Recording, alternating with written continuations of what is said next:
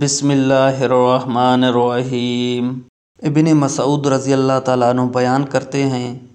میں نے رسول اللہ صلی اللہ علیہ وآلہ وسلم کو فرماتے ہوئے سنا، اللہ اس شخص کے چہرے کو تر و تازہ رکھے جس نے ہم سے کوئی ایسی چیز سنی تو اس نے جیسے اسے سنا تھا ویسے ہی اسے آگے پہنچا دیا، کیونکہ بسا اوقات جسے بات پہنچائی جاتی ہے وہ اس کی اس سننے والے کی نسبت زیادہ حفاظت کرنے والا ہوتا ہے۔ عبداللہ بن مسعود رضی اللہ تعالیٰ عنہ نے فرمایا، لوگوں، جس شخص کو کسی چیز کا علم ہو تو وہ اس کے متعلق بات کرے، اور جسے علم نہ ہو تو وہ کہے اللہ بہتر جانتا ہے، کیونکہ جس چیز کا تجھے علم نہ ہو اس کے متعلق تمہارا یہ کہنا کہ اللہ بہتر جانتا ہے، یہ بھی علم کی بات ہے۔ اللہ تعالیٰ نے اپنے نبی صلی اللہ علیہ وآلہ وسلم سے فرمایا،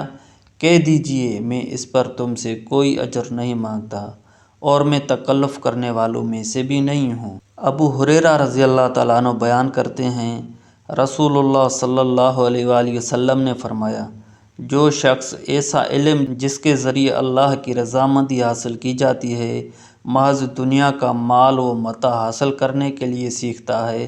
تو وہ روز قیامت جنت کی خوشبو بھی نہیں پائے گا۔